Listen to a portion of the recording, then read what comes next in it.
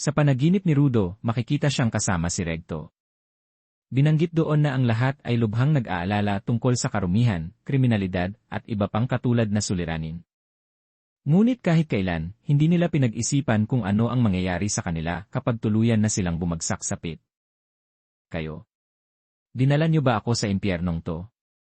Mas lalo siyang nabahala nang maramdaman ang sobrang baho ng paligid. Alam niya na kung huminga siya ng matagal dito, tiyak na ikapapahamak niya. Naghanap siya ng ligtas na luhampas niya ang bakal laban sa halimaw.